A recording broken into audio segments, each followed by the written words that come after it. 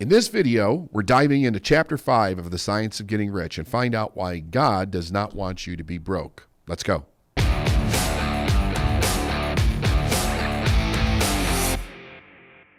Hey everyone, I got a great idea for you to think about today. We're going to go into a lesson that I'm pulling out of Chapter 5 of The Science of Getting Rich. It's called Increasing Life. But what's interesting about this lesson is it comes from this idea that there's not a God or a deity that wants you to be poor. And, you know, I was raised in a way where there was a lot of controversial messages that basically say that there's a variety of different ideologies out there that tout the virtue of poverty. And I just don't believe in any of them. Less in the case of denying your internal desire to be, do, have, to grow, to express. To deny that does not make us more spiritual in any way. I don't buy it. It flagrantly goes against everything in the universe that is for more life, that is for growth. Number one, you don't see it in nature. You don't see it anywhere in nature. Nature completely expresses itself unabashedly.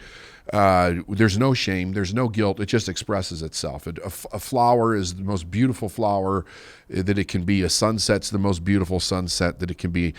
And I think that human beings really need to understand that they need to be the same thing. I think a lot of the message that God wants you to be poor, or that there's different ethical ideas around poverty or having less or whatever, come from kind of the idea.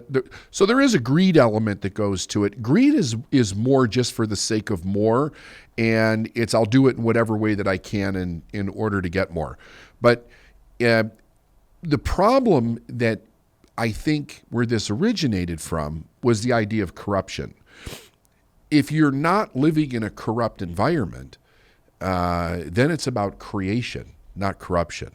So let's check out some of the stuff that Waddles had to say. And keep in mind, like, this dude wrote this stuff back in the early 1900s. I think this book was first published in like 1911 or something.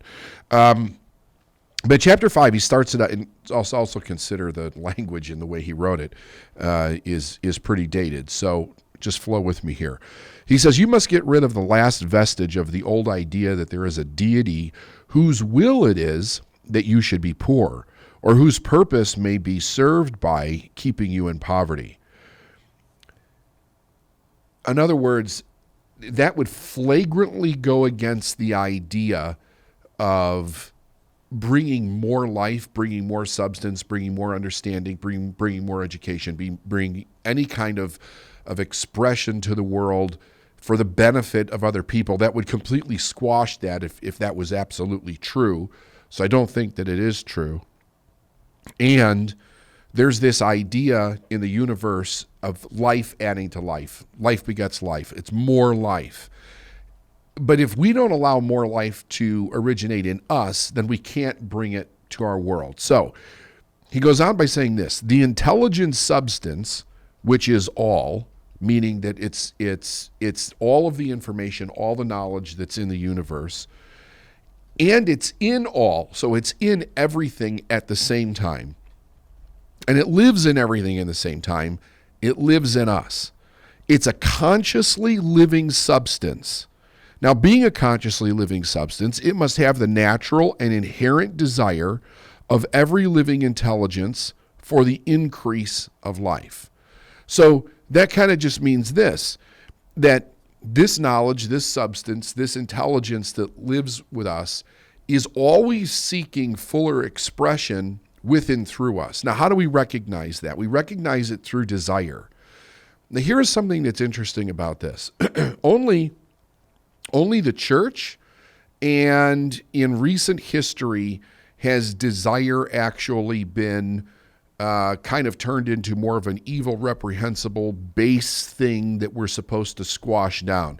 That's not really where it comes from. It comes from desire is really our own internal guidance system, whether you call it your spiritual DNA, or you call it your universal guidance system, or your own human personal guidance system.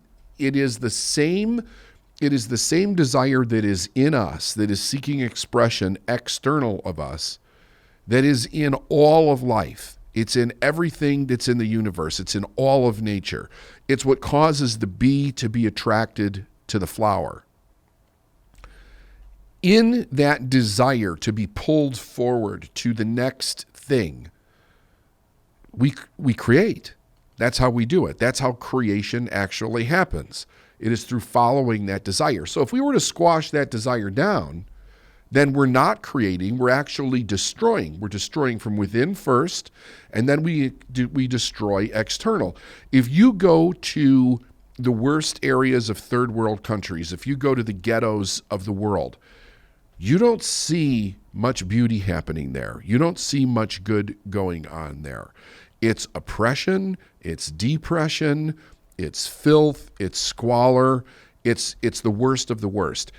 And the mindset that's in those areas is such that a person doesn't know that they deserve any better, that they can be any better, and it's how the hell do they get out of there? They have absolutely no idea. It's also the idea that somebody else or something else is keeping them in this place. One of the ideologies that came out of that is that anybody that has more is wrong in some way. He says, every living thing must continually seek for the enlargement of its life, because life, in the mere act of living, must increase itself. A seed dropped into the ground springs into activity, and in the act of living, produces 100 more seeds. Life, by living, multiplies itself. It is forever becoming more. It must do so if it continues to be at all. Meaning that if life does not continue to do that, it automatically stops.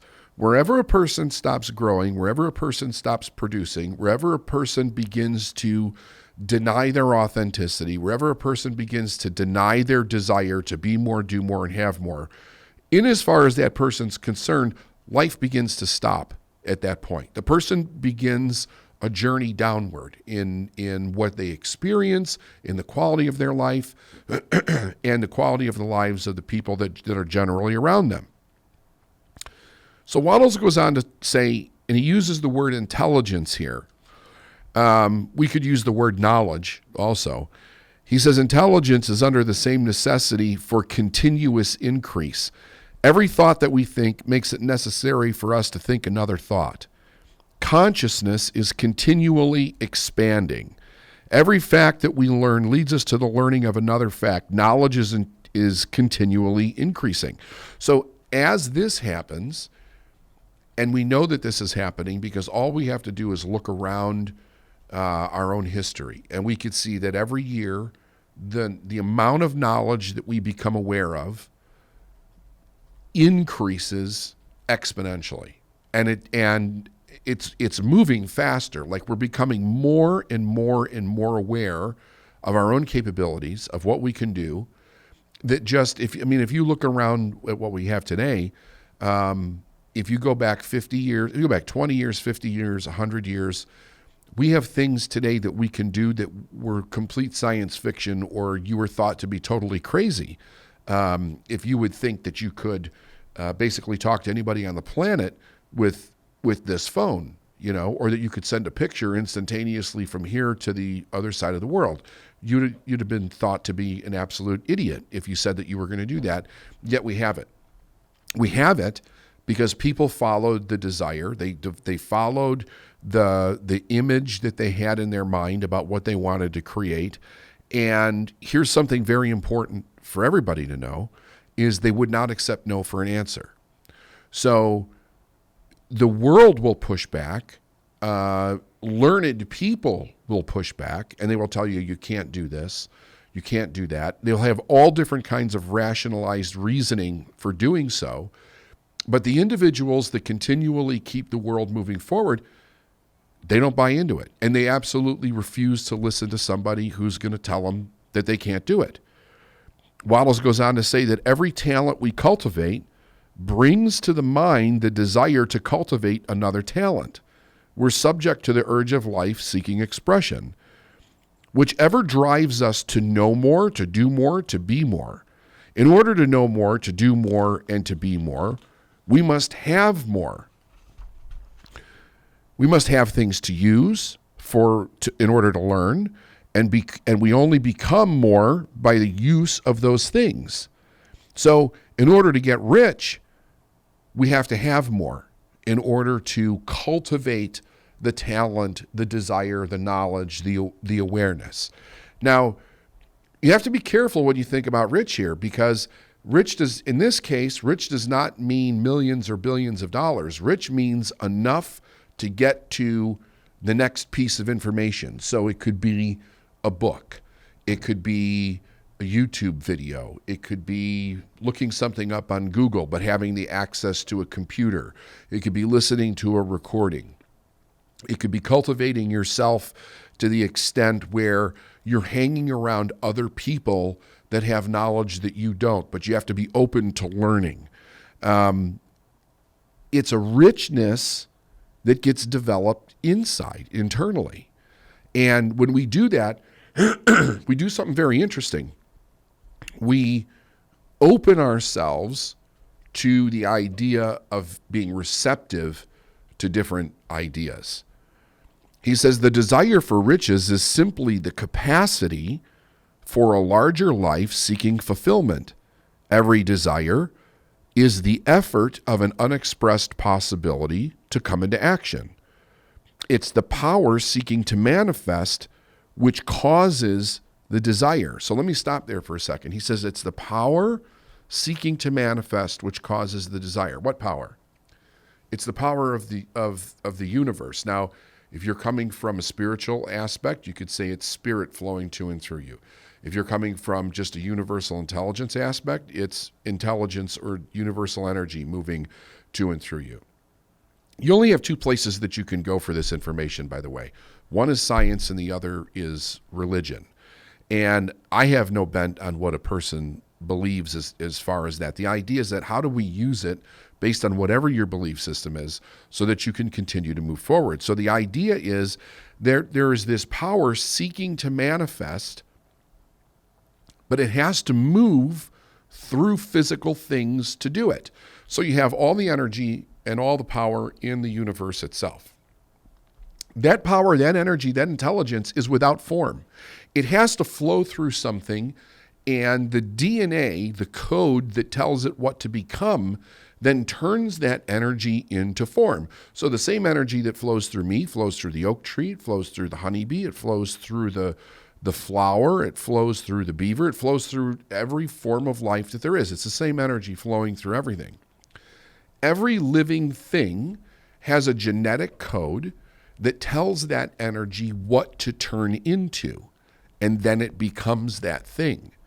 What's really interesting is that human beings, on top of that genetic energy that we have a DNA, and that DNA, we have the genetic energy, which is the DNA.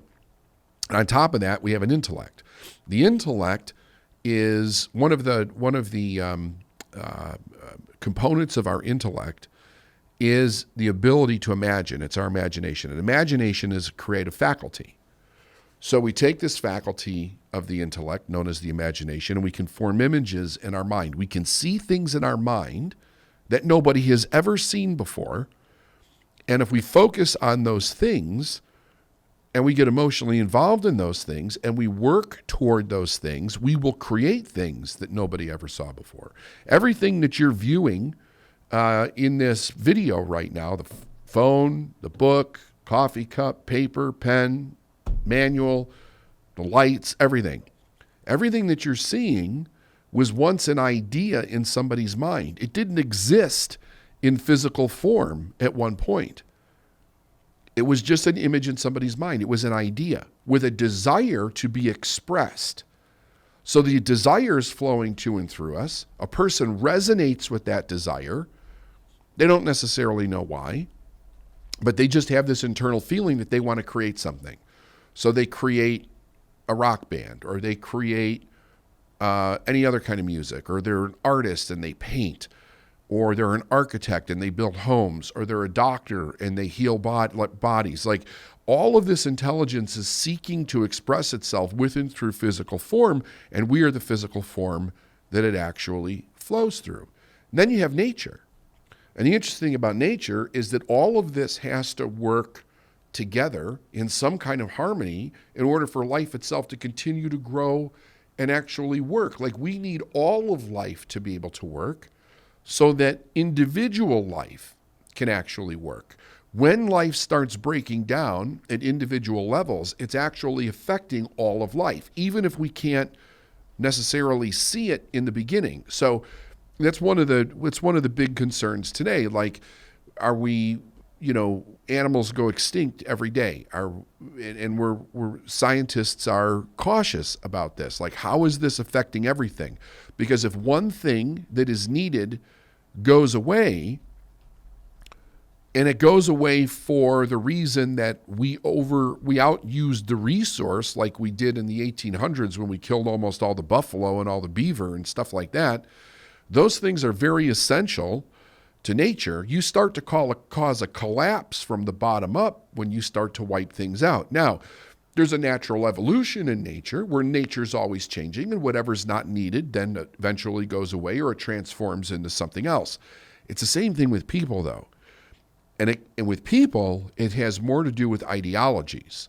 So our parents, our grandparents, our great-great-grandparents, no matter back how many far in generations you go, ideologies served people at that time for whatever reason. As those reasons no longer needed to be supported, ideologies then were dropped, and new ideologies were explored and taken on with people and societies, and then they're promoted, hopefully with the idea of doing good. Yeah, there's been ideologies in the world that have done bad, but usually those don't last too long in the grand scheme of things. They come down, and an ideology that it's going to expand humankind moves forward. But if we're not careful, if we go around and we make people who want to do more, be more, and have more as an individual, if we make them wrong, before you know it, you have whole societies that believe that's wrong, and then those societies start coming down, and they start pushing that agenda on other societies. And then you end up with things like wars, which is not a good thing. So you may think to yourself, well, what does my desire to be successful or be rich have anything to do with that? It has more to do with it than you think. Because whatever you stand for in your life, whatever it is that you're contributing, whatever you do or you don't do, has an impact on the environment that you're in. It also has an impact on the subsequent generations of people that you're actually communicating with. So we need to be really cognizant as we go through this. He says that so this desire is seeking to express itself with and through us. And then he says that which makes you want to have more money is the same that makes it want the plant to grow. It's life that is seeking fuller expression. One living substance must be subject to the inherent laws of all life, and it's permeated with the desire to live more. That is why it is under the necessity of creating things. It is the desire of God or the universe or spirit that you should get rich. And that's not something that most people are taught. It makes absolutely no sense to believe in an oppressive God that does absolutely nothing except oppress people and keep a hierarchy of agendas of oppression going on throughout history. God, the universe, energy, whatever, wants you to be rich in the sense that you have everything that you need so you can express yourself in a way where it benefits all of life. The universe can live more in you if you have unlimited command of the means of life. Now, there's a lot in that idea, unlimited commands of the means of life. One of the problems that we have, and we've had for a long time, is most people do not have an unlimited command of the amount of money that they bring into their life because they don't actually understand how to bring money in their life. People understand how to go to work and how to earn money through trading time for money, but they don't necessarily understand how to create the amount of money that they want in their life to live the way that they want for whatever they need for whenever they need it. That's when you have when you learn how to do that, you have an unlimited command of money and resources, and you're able to create that in your life whenever you want. That's when you're free. So you have to be psychologically, emotionally free first. Where is that? I'm going to do a lesson on this all by itself. That's basically your self-esteem or your self-image.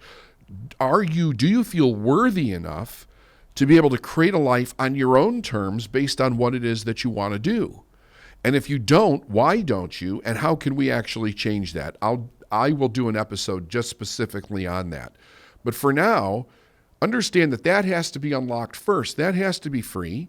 And then once that's free, then we have to master the things in life that are most important to our advancement as a person or as a personality in life. The person that you see here, right here now, doing this podcast with BT over here, engineering the whole thing, I was not that person 30 years ago. I was a guy who quit high school, had, a myriad of problems that I created myself. It wasn't anybody's fault but myself. And I was in a bad space. And I thought, there's something inside of me that wants more out of life. But I had to start following that in order to get there. I did not see myself doing what I'm doing today when I was on the forklift, but I knew that being on the forklift was not my destiny for the rest of my life. However, I had to get off that fucking forklift in order to start to find out what the destiny was. And I had to start walking in the direction of different ideas. Now, here's where this really trips a lot of people up. The moment you start walking in this direction, this whole idea of having a command of the means of life hits you square in the frickin' forehead. What is it? It's about having the money to be able to do more, to get some kind of an education. Even if you're going to build your own self-esteem, you've got to get some kind of an education as to how to do it. And here's the reason why. Because I started off this podcast with the idea that there's not a deity or an energy out there that's telling you that you can't have more. A lot of people believe that in their own self-image, in their own self-esteem, that they can't, whether it's they had parents that told them that they can't, or they were abused as kids and they have a low self-esteem because they were abused, or they were raised in some kind of a religion that told them that being wealthy, that doing more, that expressing themselves the way that they really want is not a good thing and that there's major consequences for that. If that's not reversed inside the person, then they're doomed to live in that prison for the rest of their life. They'll never get to the point where it's actually okay for them to have a real command over the means of life, like things with money. So when they then go out and it says, hey, it's going to cost this much to go to this course or to do this, to learn this education or work with this mentor or whatever it is, they're like, they immediately go, I can't because I don't have the money, or I can't because I don't have the time. And what they're really saying, they don't know they're saying this, they're really saying, I don't deserve it. That's what they're saying. Because here's the deal. They're going to spend that much money on other things that have a very, very different agenda. What are they going to spend it on? They're going to spend it on being safe. They're going to spend it on everything that they were taught about life that's a big lie, that they have to save every nickel that they have, that they have to play life very close to the chest. They might lose everything. And if they start to go outside of the box of the way people taught them to live, then anything can go wrong.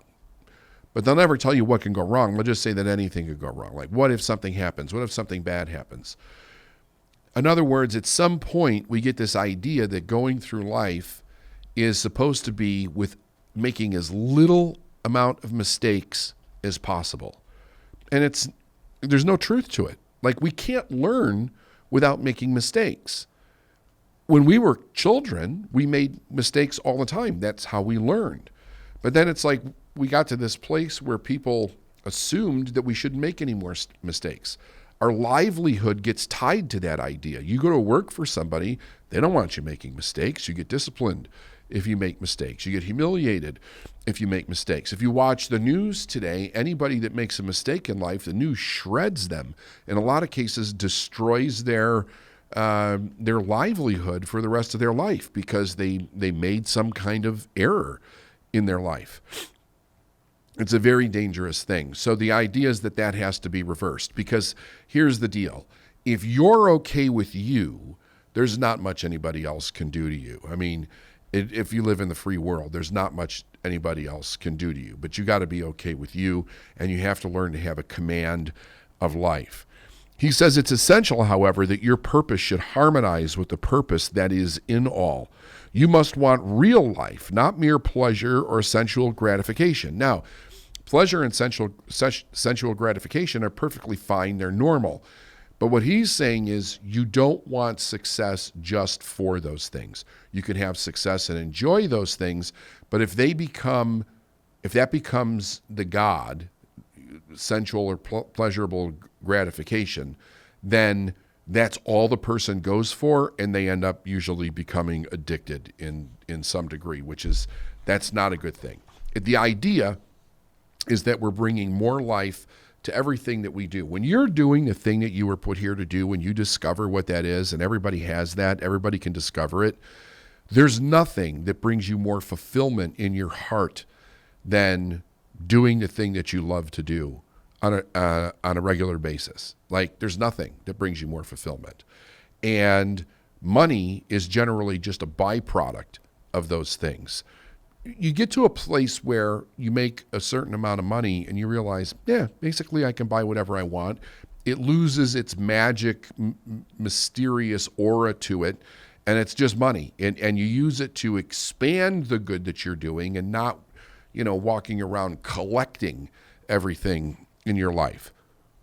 It's perfectly fine to have things. It's perfectly fine to have nice things and enjoy nice things. But you don't want to live just for that. Let's see. He says, get rid of the last idea that God wants you to sacrifice yourself for others and that you can secure his favor by doing so. God requires nothing of the kind.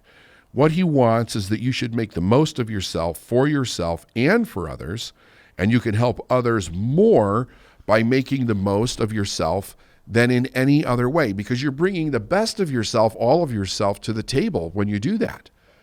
So you're a benefit to life. You're not a draw on life. So many people only develop themselves to a certain degree that causes them to be a huge burden on life and society itself.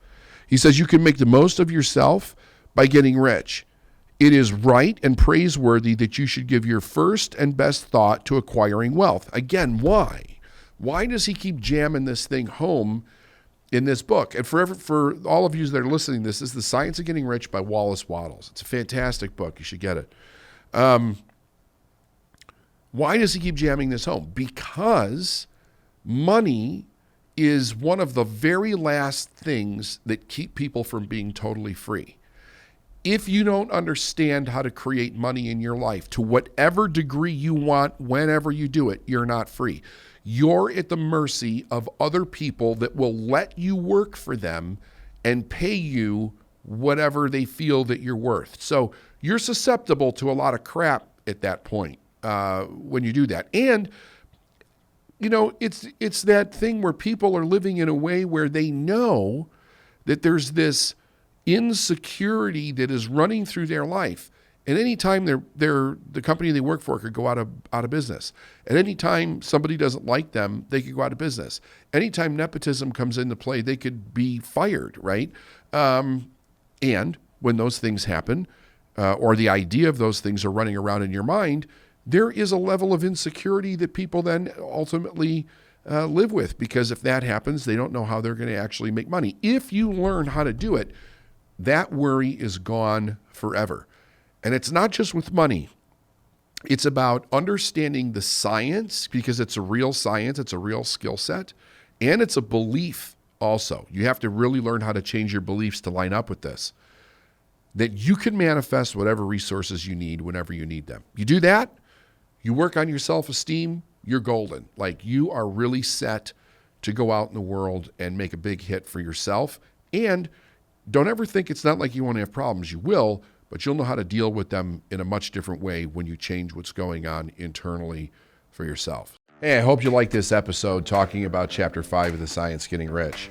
If you enjoyed it, leave a comment below. Love to know your thoughts, and be sure to like and subscribe to our channel. Take care.